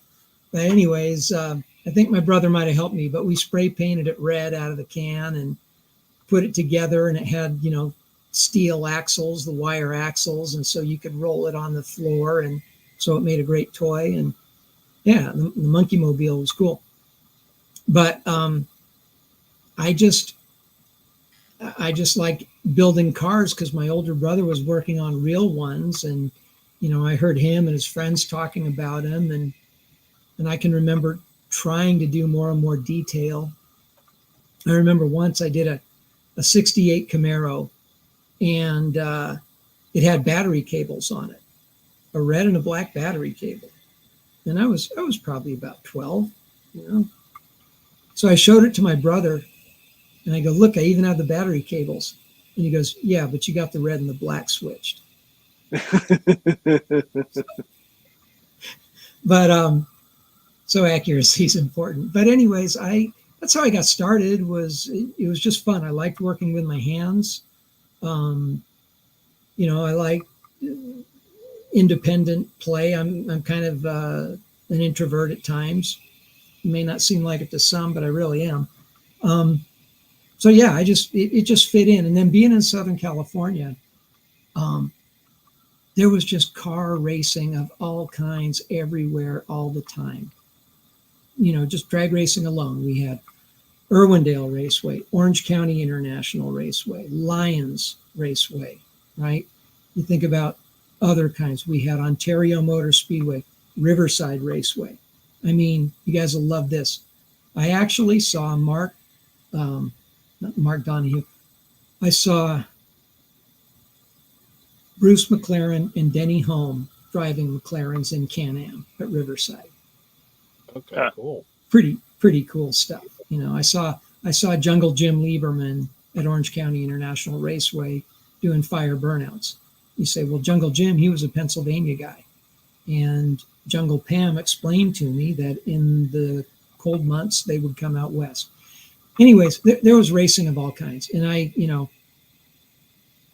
Ascot Park, sprint cars, dirt bikes, So I just really liked building model cars, and I liked making them more and more accurate. I didn't do a lot of contest modeling, except for the LA Custom Car Show at the LA Sports Arena. They had a model car contest, and I brought a couple models to that, and didn't win anything, but I guess I was a junior, and they gave you free models just for entering. So that was good. And then when I was in high school, I built it was a 58 Corvette body on a Gene Snow Charger funny car chassis. Had a kind of a nice paint job, and that actually won, I think, a second place in senior division. But I really didn't do contest modeling when I was young.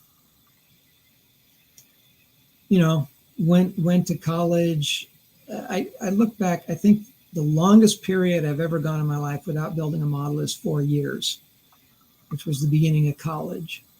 But even after that, starting out in my career, I would occasionally build a model. And I really got into contest modeling when I moved to Detroit. I came to Detroit to work in the auto industry in 1998. And in 1999, I entered the Detroit Autorama contest. And I had built a replica of my dad's 34 Ford. And he had this car in high school, and he had a few old black and white pictures. And, it was built out of a monogram kit. And it won first place in street rod. And I was just so excited. I had never won anything. And I mean, I worked hard on it, but I didn't have a pair of calipers at the time. I had a machinist scale.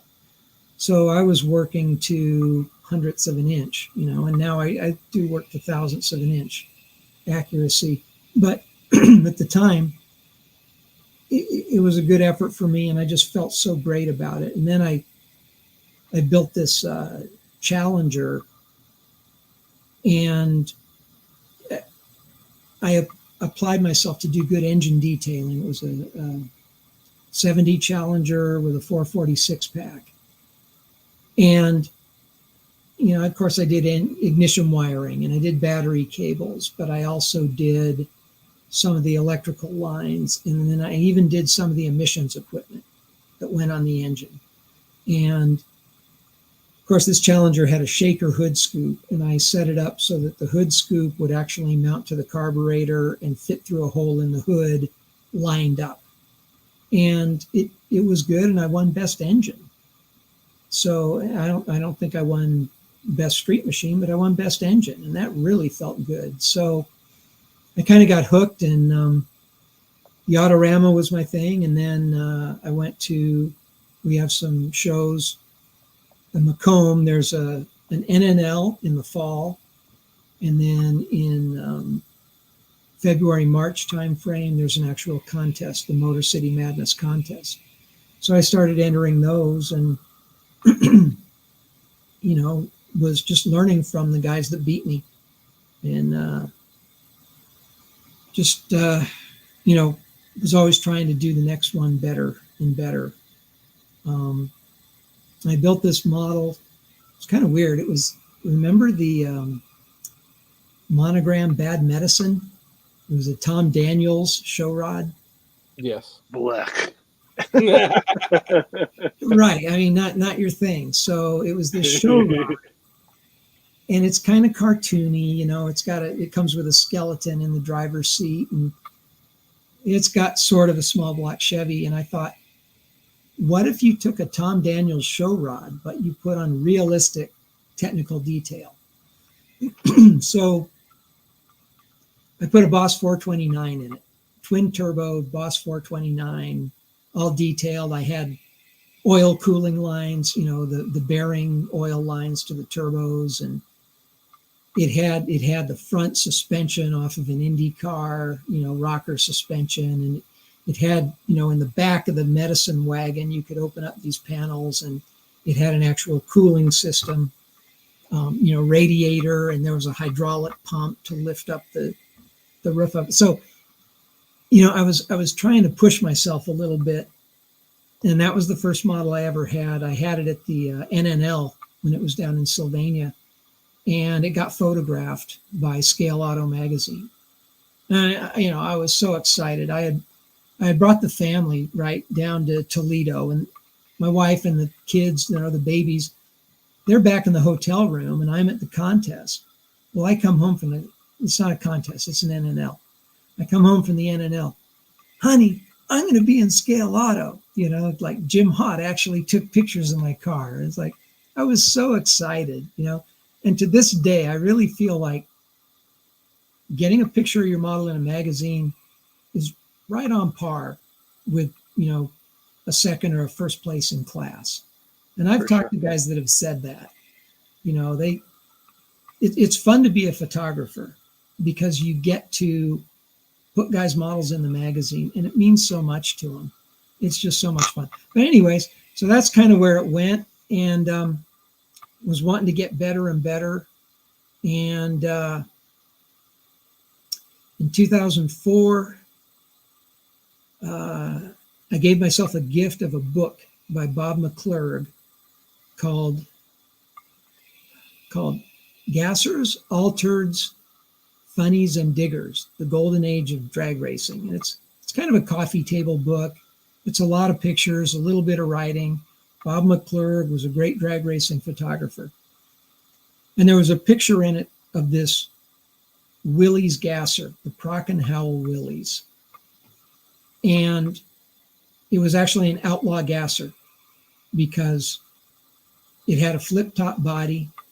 They ran it on nitro, so it wasn't legal for the gas class. And in the summer of 1969, 4 gasser teams did what they called the outlaw gasser circuit, and Prock and Howell was one of them. And I saw that picture in this book, and I said, I got to build a model of it. So I had, if you want to pull up a picture, that's one of the ones I sent you. Yeah, I got it. But that model was really a quantum leap, because the original game plan was use the Ohio George 33 Willys body. That's straightforward enough. And use a Polar Lights funny car chassis. And yeah, just the paint job on the real car is just so cool. And anyways, I said, I want to build a model of this. So I got into it, and the Polar Lights chassis was too wide in the front. And this is a Logie chassis car, I learned. And I found out that the real car had been restored and was owned by a guy named Steve Tomozik in Belleville, Michigan, not too far from here. And Jay Howell, he's on Facebook now, and he's got a bunch of pictures of it that he posts now and then. Jay Howell was the driver. Tom Prock was the owner. Tom Prock's son was Jimmy Prock, the NHRA mechanic, and Jimmy Prock's son is Austin Prock, who is now driving a top fueler for John Force. So that's the Prock of Prock and Howell. But anyways, the Polar Lights chassis wasn't going to work.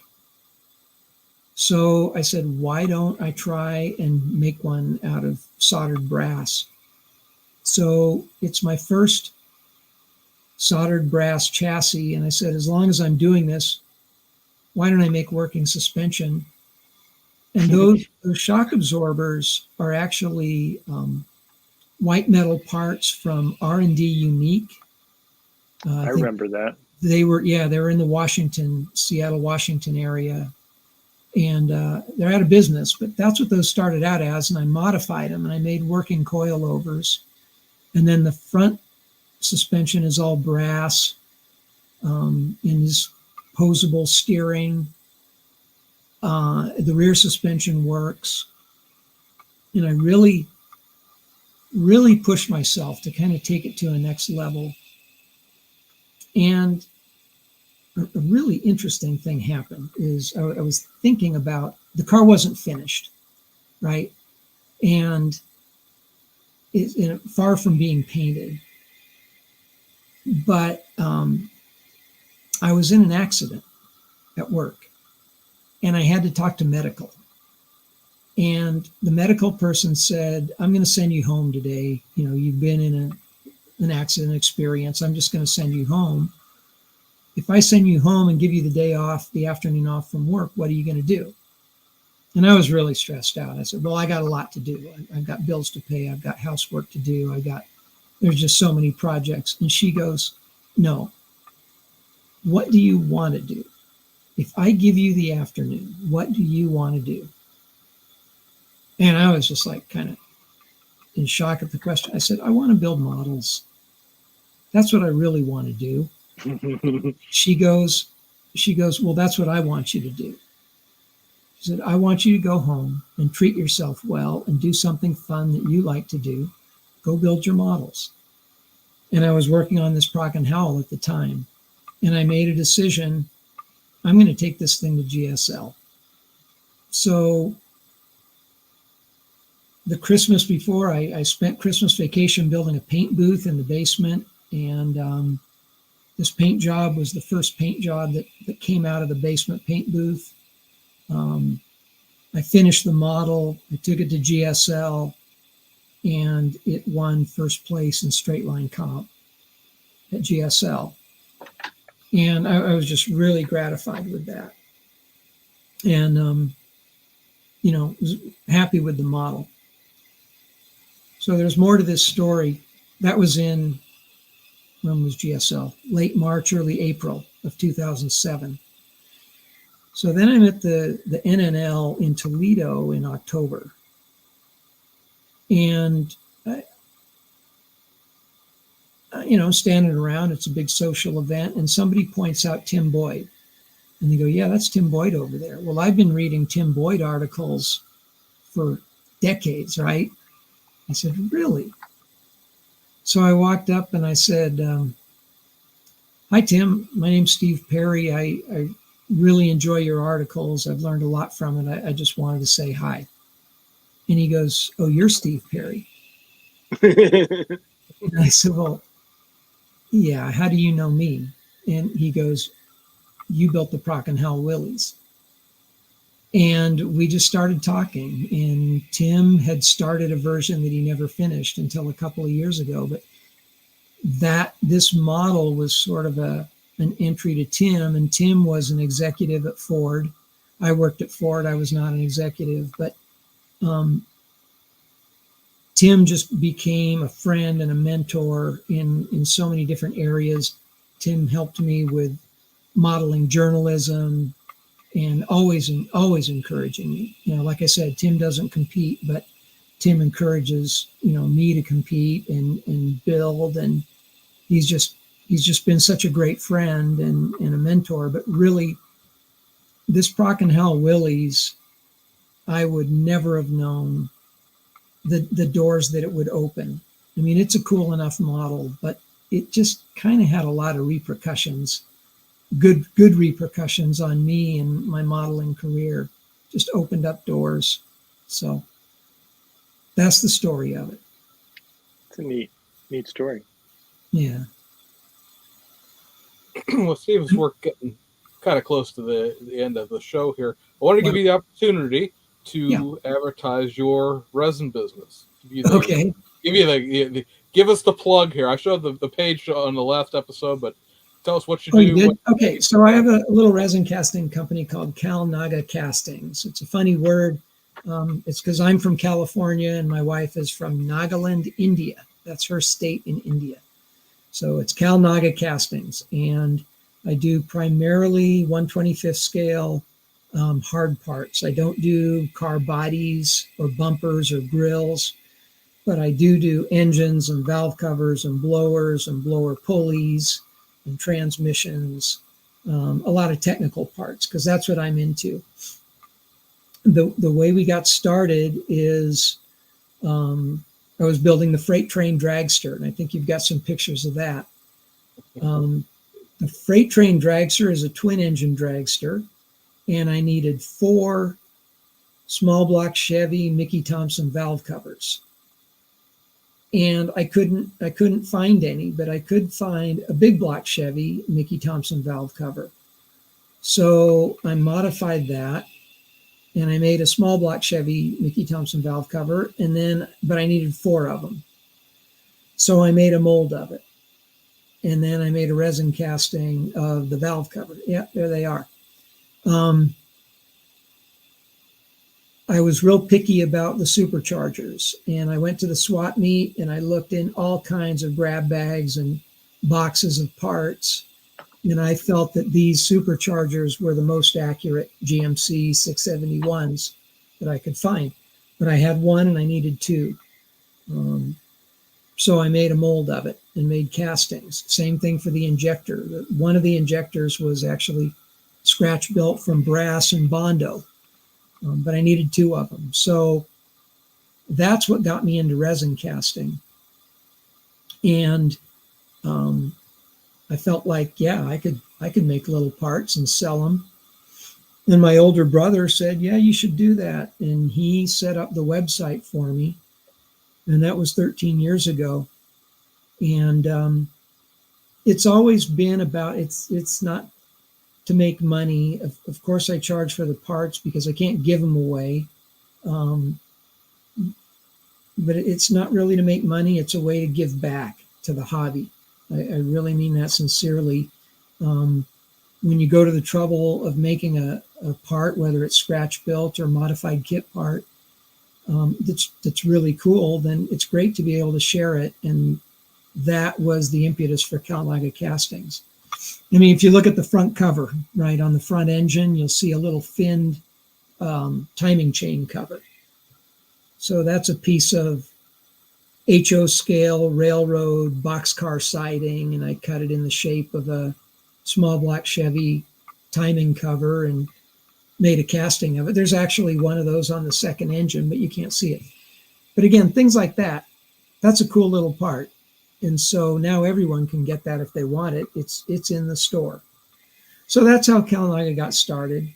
And to this day, that's still what it's about, just sharing cool parts that I've come across, whether I make them myself or it's a kit part. I do try to avoid simple knockoffs of kit parts. There's usually value added, whether it's in assembly or cleanup or added detail. But I can't say I'm 100% on this, but I really try not to be that guy that just takes a rare kit part and makes a casting of it and then sells it. If it's rare, there's some value in that, but there is value added in most cases. So we have a new website with modern contemporary security features. The new website is pretty easy to navigate. There's a gallery of many of my models that use Calnaga parts, and we use PayPal. It's pretty convenient. And so, yeah, thanks, James, for letting me do a shout out. And yeah, a couple of my models, actually, there it is. Cool. They say Calnaga, but yeah, so you can click on the gallery or click on the shop. It's broken down into categories. There's the gallery, so you can click on one of those. Very cool. There's the El Camino. Javelin. That's a funny model. That's the Mercury Super Marauder. It's a replica of a Mercury concept car that was part of Mark Gustafson's Lynx project, if you haven't heard of that. But oh, right. Mark, actually Bob Downey started the body work, and then Bob stopped and Mark recruited me to finish the model. And I put a bunch of work in it. It almost made me quit modeling. But it came out really nice. So instead of giving it to Mark, I kept it and I built another one that's more of a curbside. And that's what Mark got. So that's the 72 Mustang that's under construction. So James, you'll like this. Those M&H tires were actually 3D printed tires that I designed, printed them with the M&H logo, and then I resin cast them in white, and then you can paint them black and sand off the letters. No decals to mess with, no stencils. It's fun and easy, and they look pretty good.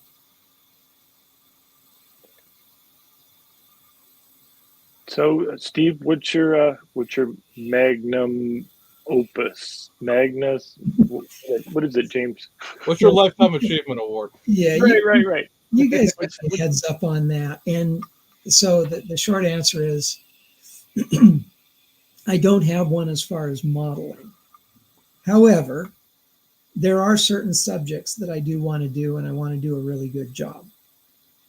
So when it comes to race cars, it would be Mark Donohue, Roger Penske's Porsche 917-30. You know, the blue and yellow Sunoco Can-Am car that basically was so frickin' fast it killed the Can-Am series. To me, that is the greatest race car ever built. The problem with doing a model of it is it's been done before so many times. Right. Simon P. Rivera did that car in 143 scale that made me want to cry. I mean, Simon is just, to me, the king of 43 scale. And he had that at GSL, and it's so detailed. But anyway, so the 917-30 is on the list. There's another drag racing subject. It's a Bill Grumpy Jenkins Monza. So you see a lot of Vegas, you see a lot of Camaros, you see Bill Jenkins Novas, but the Monza Pro Stocker didn't get a lot of love. So that one's on the bucket list. Another model I want to do that will probably be almost all scratch built is a dirt bike. I'm going to do it in 1/12 scale because I like to do all my bikes in 1/12. and it would be a 73 Mako 400 radial. So I don't know if you guys are into dirt bikes at all, but back in the day when the sport was in its infancy in the United States, and I raced motocross for a few years myself, the cool guys rode Makos. And the Mako 400 radial refers to the cylinder head, and the cooling fins were laid out radially. It's in the early era of long travel suspension, so it has twin shock absorbers, but they're laid down, and it has pretty long forks. And the cool guys rode Makos, and so I'll never ride one, but I could be cool and at least build a model of one. So you want to do that. But probably I build models that are important to me. And the model, I don't know what scale I'm going to do it in. Maybe I'll do it in 25th and 16th, or 25th and 1/12th, try and do a Randy Dare. But it's my 72 Corvette. And I've owned the car for 29 years. And it's an NCRS top flight car. I've had that car longer than I had my job at Ford. I've had the car longer than I've had my wife. I mean, and I don't think either of them are going anywhere very soon. So anyways, I just love this car. And again, to that, the good and the bad news is I've got the perfect reference parked in the garage. Now, the bad news is I got to do it justice. Right. If I do it in 25th scale, it will still probably have working T-tops and headlights, opening headlights. The engine compartment's got to be perfect. And I may settle for someone else's 3D printed small block Chevy if it's better than I can do and if it looks like the car's engine. But it's going to be dead nuts when I do it. And maybe I should do it in 12th or 16th scale just to really do it justice. I was watching your podcast with Randy Dare, and he said something that's true. Everyone knows this if they think about it, but I like the way Randy said it. When you're working in larger scale, you have to do every detail, like every nut and bolt. You can't, and Randy said, you can't put a blob of silver paint to represent a nut. You've got to have a real nut. And I think that's the kind of love I need to give to this Corvette replica. So maybe it will be in big scale. Another reason I don't build in big scale is I don't have room on the shelves. But for this car, I probably would find room. So, yeah. But thanks for asking. That's my magnum opus list. Excellent. So, Steve, we want to thank you very much for coming on tonight with us, sharing a little bit about your background and your models. And to everybody who's still hanging in there, good crowd tonight. We really appreciate you tuning in for another episode of the Automotive Podcast. And we will see you guys in 2 weeks with who? Marcos Cruz. That's right. So tune in for that. Very cool. And we will see you guys on the other side. Thank you, guys. Good night, guys.